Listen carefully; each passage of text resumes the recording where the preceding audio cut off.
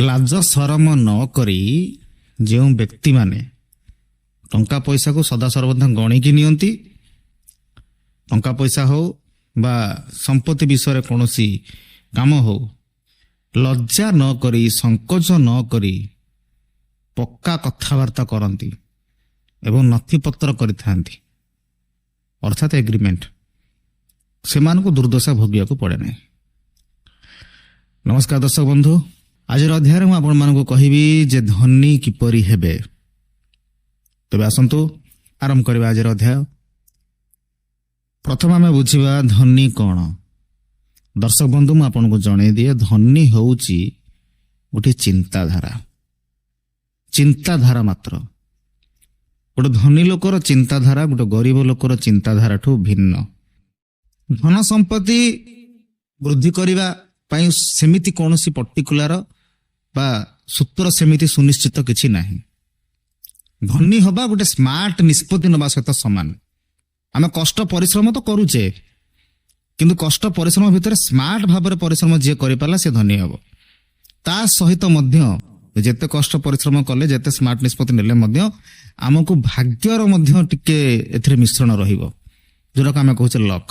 Lock ବି ଦରକାର ଆପଣଙ୍କୁ। ଏବେ ଆପଣ ଭଲ ଭାବରେ ଧ୍ୟାନ ଦିଅନ୍ତୁ, ଯଦି ଆପଣ ଉପଯୁକ୍ତ ରାସ୍ତାରେ ଯାଇଛନ୍ତି, କଠିନ ପରିଶ୍ରମ କରିଛନ୍ତି, ତାହେଲେ ଆପଣଙ୍କୁ ଭାଗ୍ୟ ନିଶ୍ଚୟ ଭାବରେ ଆପଣଙ୍କର ସାଥ ଦେବ।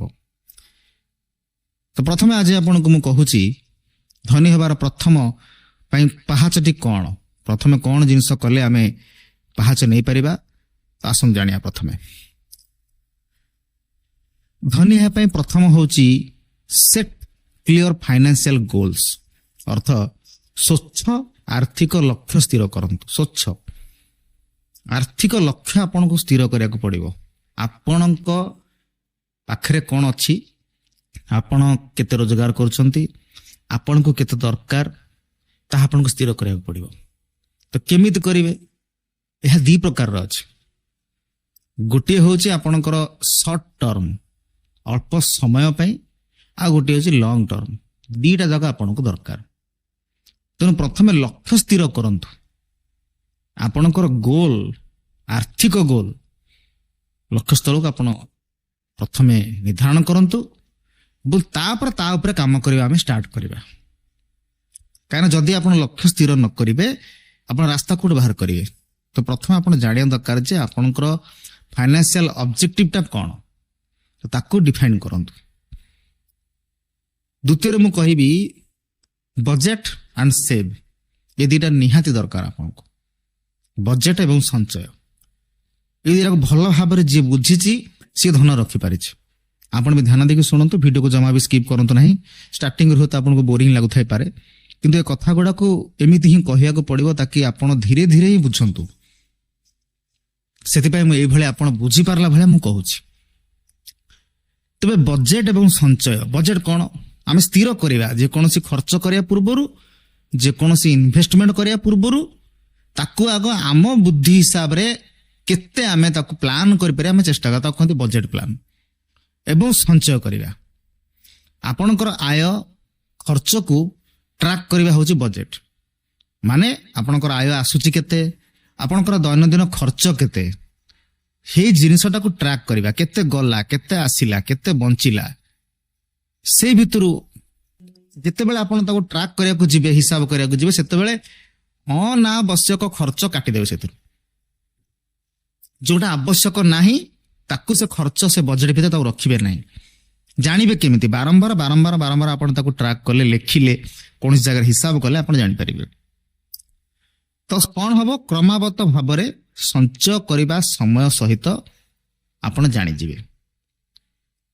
ଯେତେବେଳେ ଦେଖିବେ ଯୋଉରାକ ଅତି ଆବଶ୍ୟକ ଖର୍ଚ୍ଚ ନୁହଁ ଆମେ କରିଦଉଛେ। ଆଜି ଛୁଟି ଦିନ ଅଛି, ଆମେ ଫ୍ୟାମିଲିକୁ ନେଇ ଗଲେ ମାର୍କେଟ ବିଲ୍ଡିଂ ପଳେଇଲେ, ବୁଲିକି ପଳେଇ ଆସିଲେ। ଗଲେ ଯୋଉଟା ଆଖି ଆଗରେ ପଡ଼ିଲା ଆମେ ସଡନ୍ କିଣିଦେଲେ। Whether it is worthless or worth, ଏଟା ଜାଣିବା ଦରକାର। ଆମ ପାଇଁ ଜରୁରୀ କି? ଆଗ ଫାଷ୍ଟ ଦେଖନ୍ତୁ। ଛୋଟ ଛୁଆଙ୍କ କଥା ଛାଡ଼ି ଦିଅନ୍ତୁ। ଛୋଟ ଛୁଆ ତ ସେଇଭଳି ଭାବେ ବଢିବେ ଯେଭଳି ଭାବେ ତାକୁ ଆପଣ ଗଢିବେ। ତାକୁ ଯଦି ସେ ଯାହା ମାଗୁ ଆପଣ ଦେଇଦେଲେ, ଏ ଅଭ୍ୟାସ ତାର ରହିଗଲା। ତେଣୁ ଆପଣଙ୍କ ପିଲା ପାଇଁ ସେଟା ଦରକାର ନାହିଁ, ଏଟା ଆପଣ ଚିନ୍ତା କରିବେ। ସେ ତ ଜିଦ୍ଦି କରିବ, ତାକୁ କିନ୍ତୁ ଆପଣ ବୁଝେଇବେ। ତ ଏଭଳି ଭାବରେ ଆପଣ ଆପଣଙ୍କର ବଜେଟକୁ ଟ୍ରାକ୍ କରିବେ ଏବଂ ସଞ୍ଚୟ କରିବେ। ତୃତୀୟରେ ହେଉଛି ବୁଦ୍ଧିମାନ ଭାବରେ ବିନିଯୋଗ କରନ୍ତୁ, ଇନଭେଷ୍ଟ ୱାଇଜଲି। ତ ଇନଭେଷ୍ଟ ୱାଇଜଲି ଅର୍ଥାତ୍ ବୁଦ୍ଧିମାନ ଭାବରେ ବିନିଯୋଗ କରିବା ପାଇଁ କ'ଣ ଦରକାର ଆପଣଙ୍କୁ? ତ ପ୍ରଥମେ ଦରକାର କ'ଣ ଆପଣଙ୍କୁ ନା educate your self about different investment option such as stocks, bonds, real estate and mutual funds. ଅର୍ଥାତ୍ ବିଭିନ୍ନ ବିନିଯୋଗ ବିକଳ୍ପ ବିଷୟରେ ନିଜକୁ ଶିକ୍ଷା ଦିଅ। ନାହିଁ ଯଦି ଶିକ୍ଷା ଆଗ ନିଅ, କେମିତି ଚାରିଆଡେ ଇନଭେଷ୍ଟମେଣ୍ଟ ହେଇପାରିବ ବିନିଯୋଗ ତା ବିଷୟରେ ଶିକ୍ଷା ନିଅ। ଉଦାହରଣ ସ୍ୱରୂପ ଏଠାରେ ରଖାଗଲା ଷ୍ଟକ୍ ରଖାଗଲା, ବଣ୍ଡ ରଖାଗଲା, ରିଏଲ ଇଷ୍ଟେଟ୍ ରଖାଗଲା ଏବଂ ମ୍ୟୁଚୁଆଲ ଫଣ୍ଡ ରଖାଗଲା। ଏହାର ଶିକ୍ଷା ନିଅ। କାହା କଥାରେ ପଡ଼ିକି ଡାଇରେକ୍ଟ ଇନଭେଷ୍ଟମେଣ୍ଟ କରିଦିଅନି, ଡାଇରେକ୍ଟ ବିନିଯୋଗ କରିଦିଅନି, ନହେଲେ ନିଜେ ମୁହଁ ମାଡ଼ିକି ତଳେ ପଡ଼ିବ, ତାପରେ ଆଉ କେହି ପିଠିରେ ପଡ଼ିବେନି। ତେଣୁ ଆଗ ତା ବିଷୟରେ ଶିକ୍ଷା ନିଅ, କେତେ ତାକୁ ବୁଝିପାରୁଛ। ଅପସନ୍ ଆପଣଙ୍କୁ ଦିଆଗଲା, ଷ୍ଟକ୍ ଦିଆଗଲା, ବଣ୍ଡ ଦିଆଗଲା, ରିଏଲ ଇଷ୍ଟେଟ୍ ଦିଆଗଲା, ମ୍ୟୁଚୁଆଲ ଫଣ୍ଡ ଦିଆଗଲା, ଆହୁରି ବହୁତ କିଛି ମୁଁ ଆଗକୁ ଆପଣଙ୍କୁ କହିବି। ତ ଏହା ବିଷୟରେ ଶିକ୍ଷା ନିଅ ବା ଗ୍ରହଣ କର। ଆଗ ଏଜୁକେଟ କର ନିଜକୁ, ପ୍ରଥମେ ଏଜୁକେଟ କର। ଯେତେବେଳେ ଜାଣିବ ଯେ ମୁଁ ଠିକ ଭାବରେ ଶିଖିପାରିଲି, ବର୍ତ୍ତମାନ ମୁଁ ଷ୍ଟେପ୍ ନେଇପାରିବି ଆଗକୁ, ତାହେଲେ ତାପରେ ନିଅ। ଦ୍ୱିତୀୟରେ ହେଉଛି ବିପଦ ବିସ୍ତାର କରିବାକୁ ଆପଣଙ୍କର ନିବେଶକୁ ବିବିଧ କରନ୍ତୁ, ଅର୍ଥାତ୍ diversify your investment to spread risk. ବିପଦକୁ ଆଶଙ୍କା ରଖିକି ଆପଣଙ୍କର ଇନଭେଷ୍ଟମେଣ୍ଟରେ କେତେ ରିସ୍କ ଅଛି ତାହା ଜାଣିବା ଆପଣଙ୍କ ଦରକାର। ଯଦି ଇନଭେଷ୍ଟମେଣ୍ଟ କରୁଛନ୍ତି ତାହା ଭରସା ଯୋଗ୍ୟ କି ନୁହଁ ତାର ବିଚାର ଆପଣ କରିବେ। ଅପରପକ୍ଷ ବ୍ୟକ୍ତି ଯେତେ କହିଲେ ମଧ୍ୟ, ଯେତେ ସଲ୍ୟୁସନ ଦେଲେ ମଧ୍ୟ ଆପଣ ତାକୁ ନିଜେ ତର୍ଜମା କରିବେ ଆପଣଙ୍କ ୱେରେ, ତାହେଲେ ଆପଣ ରାସ୍ତା ପାଇବେ। ତା ସହିତ ବ୍ୟକ୍ତିଗତ ମାର୍ଗଦର୍ଶନ ପାଇଁ ଆର୍ଥିକ ପରାମର୍ଶଦାତାଙ୍କ ସହିତ ପରାମର୍ଶ କରିବାକୁ ଚିନ୍ତା କରନ୍ତୁ। ଯେଉଁମାନେ ଫାଇନାନ୍ସିଆଲ ସପୋର୍ଟ ଦେବାରେ ଏକ୍ସପର୍ଟ, ସେମାନଙ୍କର ଆପଣ ସାହାରା ନିଅନ୍ତୁ ବା ପରାମର୍ଶ ନିଅନ୍ତୁ। ଯଦି କିଛି ବୁଝିପାରୁନାହାନ୍ତି ତାହେଲେ ସିଏ ଆପଣଙ୍କୁ ଆର୍ଥିକ ବିନିଯୋଗ ଉପରେ ଆପଣଙ୍କର ମାର୍ଗଦର୍ଶନ କରିପାରିବେ। ଅନ୍ଧ ଭଳିଆ କାହାପରେ ବିଶ୍ୱାସ କରିବେନି। ଯିଏ ଟ୍ରଷ୍ଟେବୁଲ ଗୋଟିଏ ଲୋକ ବାଛିବେ, ଯିଏ ଟ୍ରଷ୍ଟେବୁଲ ଯାହାକୁ ବାଛିଥିବେ ସିଏ ବି ତା ଜୀବନରେ ସେମିତି ଉନ୍ନତି କରିଥିବ, ତାହା ପ୍ରମାଣ ସ୍ୱରୂପ ଥିବ ଏବଂ ସିଏ ଟ୍ରଷ୍ଟେବୁଲ ହେଇଥିବ, ଭରସା ଯୋଗ୍ୟ ହେଇଥିବ, ତାଠାରୁ ପରାମର୍ଶ ନେବେ। ବୁଝିବେ ଆଗ ବିନିଯୋଗ କ'ଣ। ଅନ୍ଧ ଭଳିଆ ସବୁଆଡେ ପଇସା ନେଇକି ବିନିଯୋଗ କରିଦେଲେ ହୁଏତ ତାହା ଲସ୍ ଖାଇଯିବାର ବହୁତ ରିସ୍କ ଅଛି। ଆଉ ଇନଭେଷ୍ଟମେଣ୍ଟ ତ କରିବା ନିହାତି ଦରକାର, ସେଥିପାଇଁ ବିନିଯୋଗ କରିବାକୁ ପଡ଼ିବ, କିନ୍ତୁ ୱାର୍କ ସ୍ମାର୍ଟଲି, ବୁଦ୍ଧିମାନ ଭାବରେ ହିଁ ବିନିଯୋଗ କରନ୍ତୁ। ଚତୁର୍ଥରେ ମୁଁ ଆପଣଙ୍କୁ କହିବି ଇନକ୍ରିଜ ୟୋର ଇନକମ୍। ଆପଣଙ୍କର ଆୟକୁ ବୃଦ୍ଧି କରନ୍ତୁ। ଯଦି ଆପଣ ଚାକିରି କରିଛନ୍ତି, ଆପଣ ଭାବୁଥାନ୍ତି ଯେ ମୁଁ ଚାକିରିରେ ମୋର ଭରଣ ପୋଷଣ ଢେର, ମୁଁ ଆଉ ଖଟିବି ନାହିଁ ଏକ୍ସଟ୍ରା, କିନ୍ତୁ ଆପଣ ଜାଣିଥିବେ ଯେ ଆପଣ ଚାକିରି କରିକି ଯେତିକି ଟଙ୍କା ଘରକୁ ଆଣୁଛନ୍ତି ତାହା ସେତିକି ଆପଣଙ୍କୁ ଅଣ୍ଟୁ ନାହିଁ। ଆପଣଙ୍କ ଘରର ବା ପରିବାରର ନିଡ୍ ଅଧିକା, ଦରକାର ଅଧିକ, ଯାହାକି ବେସିକରେ କଥା ପଡ଼ିଛି, ଅନାବଶ୍ୟକ ଜିନିଷ ନୁହଁ। ଯଦି ସେଇ ବେସିକ ନିଡ୍ ଫୁଲଫିଲ୍ କରିବାକୁ ଆପଣଙ୍କର ଦରମା, ଯୋଉ ଚାକିରି ଆପଣ କରିଛନ୍ତି ତାହା ଅଣ୍ଟୁନି, ତାହେଲେ ଆପଣ କ'ଣ କରିବେ? ସାଇଡ ବିଜନେସ୍ କରିବେ।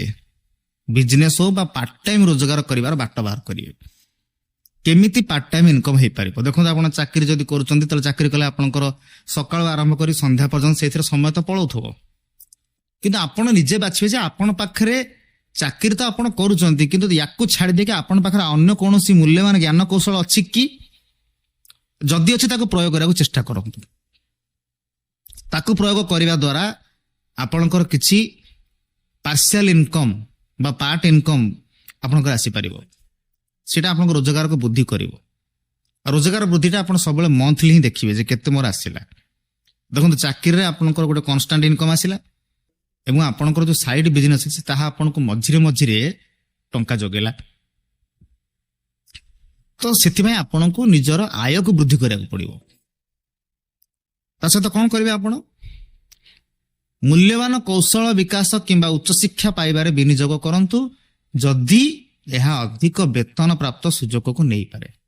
ଯୋଉ ଚାକିରିରେ ଆପଣ ଅଛନ୍ତି କିନ୍ତୁ ଆପଣଙ୍କ ପାଖରେ ଜ୍ଞାନ କୌଶଳ ଅଛି, ଆପଣ ଜାଣୁଛନ୍ତି ଯଦି ମୁଁ ଏ ଚାକିରିରେ ସନ୍ତୁଷ୍ଟ ନେଇକି ମୋ ପାଖରେ ସମୟ ଅଛି, କୌଶଳ ଅଛି, ମୁଁ ଆଉ ଟିକେ ଉଚ୍ଚଶିକ୍ଷା କରିକି ଯଦି ଆପଣ ସେଥିରେ ଅନ୍ୟ କୌଣସି ଚାକିରିକୁ କରିପାରୁଛନ୍ତି, ତାହେଲେ ସେଥିରେ ମଧ୍ୟ ଆପଣ ସେଇ ଉଚ୍ଚଶିକ୍ଷା କରିବାକୁ ବିନିଯୋଗ କରନ୍ତୁ। ବିନିଯୋଗ କରନ୍ତୁ କୁହାଯାଇଛି, ଅଳ୍ପ ଅଳ୍ପ କରି ବିନିଯୋଗ କରନ୍ତୁ। ଯେତେବେଳେ ଆପଣ ରେଡି ହେବେ ସେତେବେଳେ ଆପଣ ଛାଡ଼ିବେ। ପଞ୍ଚମ ପଏଣ୍ଟ ସବୁଠୁ ଗୁରୁତ୍ୱପୂର୍ଣ୍ଣ ପଏଣ୍ଟ, ଏ କଥାଟି ଆପଣ ଧ୍ୟାନ ଦିଅନ୍ତୁ। ପଞ୍ଚମ ପଏଣ୍ଟଟି ଆଜ୍ଞା ସବୁଠୁ ବଡ଼ ଗୁରୁତ୍ୱପୂର୍ଣ୍ଣ। ଏଇ କଥାଟି ଯୋଗୁ ଲୋକ ଭୁଲ ଭାଲ କରିଦିଅନ୍ତି। ଏଇ କଥାଟି ଯୋଗୁ ମଣିଷଙ୍କର ଆୟତ ରହେ ନାହିଁ। କଣ କୁହାଗଲା ଯେ ତୁମର ଅର୍ଥ ତଳେ ରୁହ, ଲିଭ୍ ବିଲୋ ୟୋର ମିନ୍ସ। ଅର୍ଥାତ୍ ତମେ ଯେତିକି ଇନକମ କରୁଛ, ତମର ମାସିକ ଆୟ ଯେତିକି, ତା ଚାକିରିରୁ ହଉ ବିଜନେସରୁ ହଉ ଯୋଉଠି ଆସୁଛି ଆସୁ, ସବୁବେଳେ ତା ତଳେ ବଞ୍ଚିବାକୁ ଚେଷ୍ଟା କର। ତଳେ ନିଜର ଯୋଉ ଲାଇଫଷ୍ଟାଇଲ ମେଣ୍ଟେନ କରୁଛ ତା ତଳେ ମେଣ୍ଟେନ କର। 10,000 ଯଦି ମାସକୁ ରୋଜଗାର କରୁଛନ୍ତି, 5,000ରେ ଆପଣ ଚଳିବା ଶିଖନ୍ତୁ।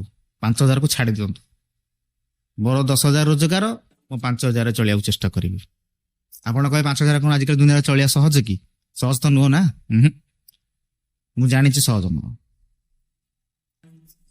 ସେଥିରୁ ଆମକୁ କଣ କରିବାକୁ ପଡେ? ଆମର ଖର୍ଚ୍ଚ, ଋଣ, ଏସବୁ ଜିନିଷକୁ ଆମକୁ କଣ୍ଟ୍ରୋଲ କରିବାକୁ ପଡିବ। ଅତ୍ୟଧିକ ଖର୍ଚ୍ଚ କରିବେ ନାହିଁ ଏବଂ ଋଣରୁ ଦୂରେଇ ରହିବେ। ଏହା ପୂର୍ବରୁ ଆମେ ଗୋଟେ ଭିଡିଓ ଜାରି ରଖିଥିଲୁ ଆପଣ ଯେ ଋଣ ଆପଣ କିପରି ମୁକ୍ତ ହେବେ। ସେଥିରେ ଏଭଳି କିଛି କଥା ଆପଣଙ୍କୁ ମୁଁ କହିଥିଲି ଯେ ଋଣରୁ କେମିତି ଦୂରେଇ ରହିବେ। ତେଣୁ ଋଣରୁ ଟିକେ ଦୂରେଇ ରୁହନ୍ତୁ। ସହଜରେ ଯଦି ଋଣ ମିଳିଯାଉଛି ତାକୁ ଆକ୍ସେପ୍ଟ କରିବେନି ସାଙ୍ଗେ ସାଙ୍ଗେ, ନା। କାରଣ ଆଜି ଆପଣଙ୍କୁ ଆକ୍ସେପ୍ଟ କଲେ ଆଜି ତ ଖୁସି ଲାଗିବ, କିନ୍ତୁ କାଲି ଆପଣଙ୍କୁ ଭାରି ଟେନସନ ଦବ। ତେଣୁ ଯେତିକି ଇନକମ କରୁଛନ୍ତି ତା ତଳେ ଚଳନ୍ତୁ, ତାକୁ କ୍ରସ୍ କରନ୍ତୁନି କି ତା ଲେବୁଲକୁ ବି ଆସନ୍ତୁନି। ନା, ଭାବି ନେବେ ଯେ ଆପଣଙ୍କର ଏତିକି ଇନକମ, ତାହେଲେ ବାକି ତକ ଯୋଉ ପଇସା ରହିବ ତାହା ଆପଣଙ୍କର ସେଭ ହବ। ଷଷ୍ଠରେ ରହିଲା ପଏଣ୍ଟ, ଯାହାକି ଆପଣଙ୍କୁ ଆଗରୁ ଭିଡିଓରେ ବି କୁହାଯାଇଛି ଯେ ପେ ଅଫ୍ ଡେପ୍ଟ। ଋଣକୁ ପରିଶୋଧ କରନ୍ତୁ। ଉଚ୍ଚ ସୁଧ ଦେଇକିନା ଯଦି ଋଣ ଆପଣଙ୍କ ପାଖରେ କିଛି ଅଛି, ତାକୁ ପରିଶୋଧ କରିବା ପାଇଁ ବା ସୁଝିବା ପାଇଁ ପ୍ରଥମେ ପ୍ରାଥମିକତା ଦିଅନ୍ତୁ। କ୍ରେଡିଟ କାର୍ଡ ହଉ, କାରଣ ଏହାର ଧନ ନିର୍ମାଣ କାର୍ଯ୍ୟରେ ବାଧା ସୃଷ୍ଟି କରେ। କ୍ରେଡିଟ କାର୍ଡ ବଡ ଆଜ୍ଞା ବହୁତ ଗୋଟେ ଜଞ୍ଜାଳ ଜିନିଷ। ସିଏ ଦେଖାଯାଏ ଛୋଟ, ଆମ ପାଖରେ ଅଛି, ଆମେ ଇଜିଲି ପରଚେଜ କରିଦିଅନ୍ତି, ଆମେ ଆମ ଖର୍ଚ୍ଚକୁ କଣ୍ଟ୍ରୋଲ କରିପାରନ୍ତି ନାହିଁ। ଆମ ପାଖରେ କ୍ରେଡିଟ କାର୍ଡ ଅଛି ମାନେ କ୍ରେଡିଟ କାର୍ଡ ଆଉ କିଛି ନୁହଁ, ସେଟା ଆପଣଙ୍କର ସମ୍ପତ୍ତି ନୁହଁ। ଆପଣ ସେଟା ଲୋନ ବୋଲି ମନରେ ବିଚାର କରନ୍ତୁ। ମୁଁ ଗୋଟେ କ୍ରେଡିଟ କାର୍ଡ ତ ନା ଗୋଟେ ବୋଝ ନେଇକି ପକେଟରେ ମୁଁ ବୁଲୁଛି। ଆପଣ ଯଦି ଭାବିବେ କ୍ରେଡିଟ କାର୍ଡରେ ଯୋଉ ଟଙ୍କା ଅଛି, ଯୋଉ ଲିମିଟ ମତେ ଦିଆଯାଇଛି, ସେଇଟା ମୋର ଗୋଟେ ମୋ ନିଜର ସମ୍ପତ୍ତି ଭାବିବେ, ତାହେଲେ ଆପଣ ଖର୍ଚ୍ଚ କରି ଉଡେଇ ଦେବେ। ନା, ଆପଣ ସେୟା ଭାବିବେ ହିଁ ନାହିଁ। ଆପଣଙ୍କୁ ଏହା ଚିନ୍ତା କରିବାକୁ ପଡିବ ଯେ କ୍ରେଡିଟରେ ଯୋଉ ଲିମିଟଟା ମତେ ଦିଆଯାଇଛି, ଏହା ମୋର ନୁହଁ। ପ୍ରଥମ କଥା, ଏଟା ମୋର ନୁହଁ, ଆଉ ଜଣଙ୍କର ମୁଁ ଧରିକି ବୁଲୁଛି। ଆଉ ମୁଁ ଯଦି ଏଥିରୁ ଭାବିଛି ଖର୍ଚ୍ଚ ନ କରିବି, ତାହେଲେ ସେ ଲୋକ ଯେତେବେଳେ ମତେ ଦବାକୁ ପଡିବ, ସେତେବେଳେ ମୁଁ ଭାରି ହଇରାଣ ହେବି। ହାଇଲି ଇଣ୍ଟରେଷ୍ଟରେ ଯଦି ଋଣ ନେଇଛନ୍ତି, ତାକୁ ସୁଝିବାକୁ ପ୍ରଥମେ ଚେଷ୍ଟା କରନ୍ତୁ। ଏବଂ କ୍ରେଡିଟ କାର୍ଡରେ ଯୋଉ ବ୍ୟୟ ଆପଣ କରୁଛନ୍ତି, ଖର୍ଚ୍ଚ କରୁଛନ୍ତି, ସେଥିରୁ ନିଜକୁ ଧୀରେ ଧୀରେ କରି ନିବୃତ୍ତ କରିବାକୁ ଚେଷ୍ଟା କରନ୍ତୁ। କ୍ରେଡିଟ କାର୍ଡ ରଖନ୍ତୁ ପାଖରେ, ଭଲ, କାହିଁକି? ଏ ସୁବିଧା ଅସୁବିଧା ପାଇଁ ଆପଣଙ୍କୁ ଦିଆହେଇଛି, ସୁବିଧା ଏବଂ ଅସୁବିଧା ପାଇଁ। କିନ୍ତୁ ଏହା ମନେ ରଖନ୍ତୁ ଯେ ଏହା ଆପଣଙ୍କର ନୁହଁ। ଭାବି ନିଅନ୍ତୁ କୌଣସି ଗୋଟେ ବ୍ୟକ୍ତି ତା ପଇସାଟା ଆପଣଙ୍କୁ ଦେଇଛି, ତୁ ତ ପାଖରେ ରଖିଥାଏ। ଅନ୍ୟର ପଇସା ଖର୍ଚ୍ଚ କରିବାକୁ ସାହସ ସହଜରେ ଆପଣଙ୍କର ଆସିବା କଥା ନୁହଁ। ତେଣୁ ତାକୁ ଧ୍ୟାନ ଦେଇ କାମ କରିବେ। ସପ୍ତମରେ ଆଉ ଗୋଟେ ପଏଣ୍ଟ ମୁଁ କହିବି, ଅବସର ପାଇଁ ସଞ୍ଚୟ କରନ୍ତୁ ଏବଂ ବିନିଯୋଗ କରନ୍ତୁ। ଅବସର କଣ? ରିଟାୟାରମେଣ୍ଟ ପ୍ଲାନିଂ କଥା ଏଠାରେ କୁହାଯାଉଛି।